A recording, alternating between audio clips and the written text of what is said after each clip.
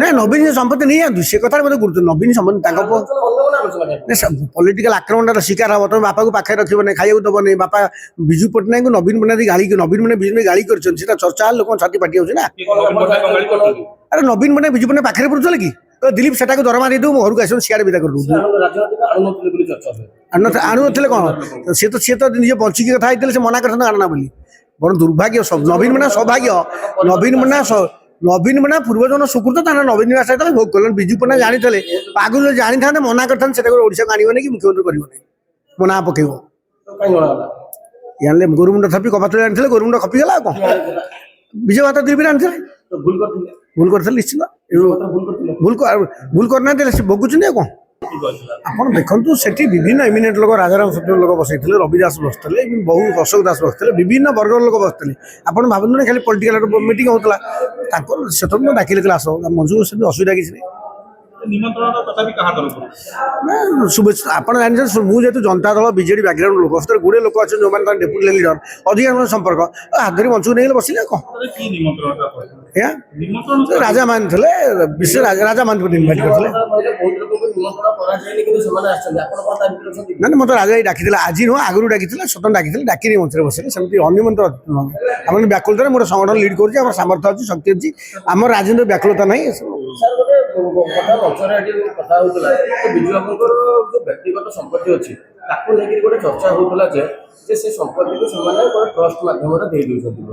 ତ ବ୍ୟକ୍ତିଗତ ସମ୍ପତ୍ତିକୁ ଦେବାର ଅଧିକାର କାହାର ଅଛି ସାର୍ ଦେଖନ୍ତୁ ସେଇ ଚର୍ଚ୍ଚାଟା ମୁଁ ବେଶୀ ସମୟ ଶୁଣିପାରିନି ମୂଳ କଥା ହେଉଛି ସେ ସୌମ୍ୟ ପଟ୍ଟନାୟକ କହିଥିଲେ ଯେ ଲିଗାସି ମାନେ କିଏ କାହା ସମ୍ପତ୍ତି ଏଠି ପାଇବ ପଲିଟିକାଲ ଲିଗାସିଟା ଆପଣ ଦେଖିବେ ତାମିଲନାଡୁ ବିଭିନ୍ନ ଜାଗାରେ ମରିଗଲା ପରେ ତାକୁ ଏନକାଷ୍ଟ ଉଦ୍ୟମ ହୁଏ ଯେହେତୁ ବିଜୟ ମହାପାତ୍ର ଦିଲ୍ଲୀପ ରାୟ ଦୁଇ ଜଣ ଯାକ ବିଜେଡି ତିଆରି କରିଥିଲେ ଏବଂ ଦୁଇ ଜଣ ଯାକ ମେନ୍ ଫାଉଣ୍ଡର ଯେହେତୁ ସେମାନେ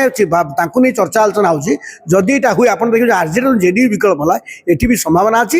ବିଜେଡି କଂଗ୍ରେସ ବିଜେପି ମୋନୋପୋଲି ଭାଙ୍ଗିବ ଦୁଇଟା ପଲିଟିକାଲ ପାର୍ଟି ହୁଏ କିଛି କିଛି ଲୋକ ଭାଇ ଲୋକ ବିଭିନ୍ନ କନଷ୍ଟିଚ୍ୟୁନ୍ସି ଅଛନ୍ତି ସାମର୍ଥ୍ୟ ଅଛି ଶକ୍ତି ଅଛି ଲୋକପ୍ରିୟତା ଅଛି ସେମାନେ ମଦତ ଚାହିଁଲେ ବିକଳ୍ପ ହେଇପାରିବ ଯେମିତି ଜେଡିୟୁ ଆର୍ଜେଡିର ବଡ଼ କ୍ଷତି କଲା ଏମାନେ ଯଦି ପଲିଟିକାଲ ପାର୍ଟି କରନ୍ତି ବିଜେଡିର କ୍ଷତି ହେବ ଭବିଷ୍ୟତରେ ବିଜେଡି ଯେଉଁ କର୍ମୀମାନେ ସେଠି ତାଙ୍କୁ ପଚାରୁନାହାନ୍ତି କ୍ୟାରି କରୁନାହାନ୍ତି ସମ୍ପର୍କ ନବୀନ ସମ୍ପତ୍ତି ଅଛି ସେ ସମ୍ପତ୍ତି ସେ କାହାକୁ ଦେବେ ଏଇଟା ଡିସାଇଡ୍ କିଏ କରିବେ ଓଡ଼ିଶାର ଜନସାଧାରଣ କରିବେ ନା ନବୀନ ଯେହେତୁ ଓଡ଼ିଶା ତାଙ୍କର ପୁଅ ଅଛି ସାର୍ କ'ଣ କରିବେ ନବୀନ ପଟ୍ଟନାୟକ ପୁଅ ସେ ଡିସାଇଡ୍ କରିବେ ହଁ ଏଥିରେ ଟ୍ରଷ୍ଟ କଲେ ନ କଲେ ଅନ୍ୟାନ୍ୟ ଅସୁବିଧା ଅନ୍ୟାନ୍ୟ କଥା ହେଉଛି ଭାଇ ଯେହେତୁ ସେ ପଲିଟିକାଲ ଆଟାଚମେଣ୍ଟ ଅଛନ୍ତି ଟ୍ରଷ୍ଟଟା କଲେ ପାର୍ଟି କଥା ହେଉଛି କାହାକୁ ଟ୍ରଷ୍ଟ ପୁରା ଅଣ ବିଜୁ ଯେଉଁମାନେ ବିଜେଡି ଲୋକ ନୁହନ୍ତି ଯେଉଁମାନେ ବିଜେଡି ସାଙ୍ଗେ ଇମୋସନାଲ ସପୋର୍ଟ ନାହିଁ ବିଜୁ ପଟ୍ଟନାୟକ ସପୋର୍ଟ ନାହିଁ ସେଇ ଲୋକଙ୍କୁ ଯେଉଁମାନେ ପାର୍ଟି ଫୋଲ୍ଡ ଲାଇନରେ ଅଛନ୍ତି ଯାହା ଡେଡିକେସନ ନାହିଁ ସେଇ ଲୋକଙ୍କୁ ନେଇ ଯେହେତୁ ଟ୍ରଷ୍ଟ କରାହେଉଛି ତେଣୁ ଭିତରେ ଆଜ୍ଞା ଶେଷ ପର୍ସନାଲ ଲୋକ ନୁହଁ ଗୋଟେ ପାର୍ଟିଟା ଲିଡ୍ କରୁଛ ନା ଗୋଟେ ପାର୍ଟି ଲିଡ୍ କରୁଛ ତମେ ତ କିଛି କରୁନଥିଲ ତ ବାପା ସମ୍ପଦଟା ମାଗଣା ଯିବ କଲେ ନବୀନ ପଟ୍ଟନାୟକ କ'ଣ ପିଲା ଛାତ୍ର ନେତା ଥିଲେ ନା କଲେଜ ପେଟି ନେଇଥିଲେ ନା ଫୁଟବଲ ଖେଳୁଥିଲେ ନା ସମୟ କରୁଥିଲେ କିଛି ତ କରୁନଥିଲେ ଦିଲ୍ଲୀରେ ବୁଲୁଥିଲା ଆସ୍ତେ ହଠାତ୍ ସିଏ ଯଦି ହେଲା ତମେ ସେଇ ଲୋକ ଟ୍ରଷ୍ଟ ନେବନି ତମ ପ୍ରଶ୍ନ ଠିକ୍ ଅଛି ମୁଁ କାହାକୁ ଟ୍ରଷ୍ଟ ନେବି ମୋ ଇଚ୍ଛା ନେବି ଇଚ୍ଛା ନେବି ମୁଁ ଯାହାଙ୍କ ଦ୍ୱାରା କାମ ଯେଉଁମାନଙ୍କ ଦ୍ୱାରା ମୁଖ୍ୟମନ୍ତ୍ରୀ ହେଲି କେନ୍ଦ୍ରମନ୍ତ୍ରୀ ହେଲି ଯାହାଙ୍କ ଦ୍ୱାରା ପୁଣି ବିରୋଧୀ ଦଳ ବୁଲୁଛି ତାଙ୍କୁ ଟ୍ରଷ୍ଟ ନେବି ନା ଯେଉଁମାନେ ରାଜନୀତିର ଧାର ଧରନ୍ତି ନାହିଁ ଯେଉଁମାନେ ରାଜନୀତିରେ ନାହାନ୍ତି ସେଇମାନେ ଟ୍ରଷ୍ଟ ନେବି ଛୋଟ ନେତାଠୁ ଆରମ୍ଭ କରି ବଡ଼ ନେତା ପର୍ଯ୍ୟନ୍ତ ସମସ୍ତେ କହୁଛନ୍ତି ବିଜୁ ବାବୁଙ୍କର ପ୍ରଶଂସା କରୁଛନ୍ତି ଆନ୍ତର୍ଜାତିକ ସ୍ତର ପର୍ଯ୍ୟନ୍ତ ବିରୋଧୀ ଦଳ ନେତା ପର୍ଯ୍ୟନ୍ତ ସମସ୍ତେ ପ୍ରଶଂସା କରୁଛନ୍ତି କିନ୍ତୁ ଭାରତର ଆଜି ପର୍ଯ୍ୟନ୍ତ ବିଜୁ ବାବୁଙ୍କୁ ମିଳିପାରିଲାନି ସେ ଉପରେ କୌଣସି ଆଲୋଚନା ହଉନି ସେ ସମୟ ବିଭିନ୍ନ ସମୟ ଦାବି ଉଠୁଛି ସେ ଦାବିଟା ଏମିତି ଜୋର ଦେଇ ଉଠାଇବେ ନା ମାନେ 24 ବର୍ଷ କାଳ ଚଳିଲେ ନା ହେଲେ ଉପକୃତ 24 ବର୍ଷ ବିଜୁ ଦଳ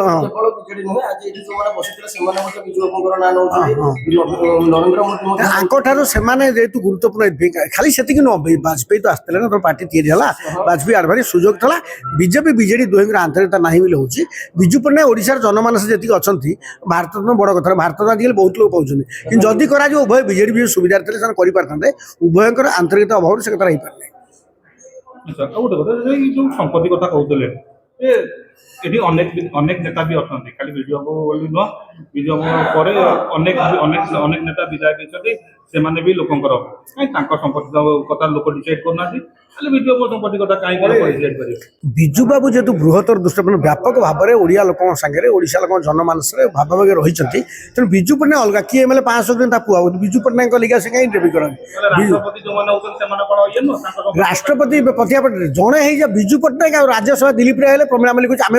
ଦିଲ୍ଲୀପ ରାୟ କାହିଁ ଚର୍ଚ୍ଚା ହେଉଛି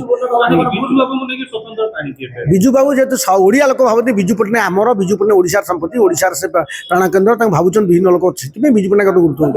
ପୂର୍ବରୁ ମହାତ୍ମା ଗାନ୍ଧୀ ଥିଲେ ତାଙ୍କ ସମ୍ପତ୍ତି କଥା ତ କେହି କହୁନଥିଲେ ଆଜ୍ଞା। ମହାତ୍ମା ମହାତ୍ମା ସମ୍ପତ୍ତି ରଖିଲେଣି ଦେଇଦେଇଗଲେ ତା ସ୍ତ୍ରୀକି ମନା କଲେ ବୋହୁ ପାଇଁ ଆମର ଦରକାର ନାହିଁ ଆଫ୍ରିକାରେ ଫେରି ଦେଇ ଆସିଲେ ମହାତ୍ମାଙ୍କୁ କଣ୍ଟାକ୍ଟ କରିବେ ମହାତ୍ମା ତ ସମୟ ଦେଇ ଆସିଲେ ମୋର ଦରକାର ନାହିଁ ତା ସ୍ତ୍ରୀ ବ୍ୟସ୍ତ ହେଲେ ମୋ ବୋହୁ ଆସିବ ପିନ୍ଧିବ ନା ବିଲକୁଲ ସାଉଥ ପୁରା ଫେରି ଦେଇ ଆସିଲେ ମାନେ ଯିଏ କଣ ଫ୍ରିଡମ ଫାଇଟର ଥିଲେ ସେ ସମସ୍ତଙ୍କ ସମ୍ପତ୍ତି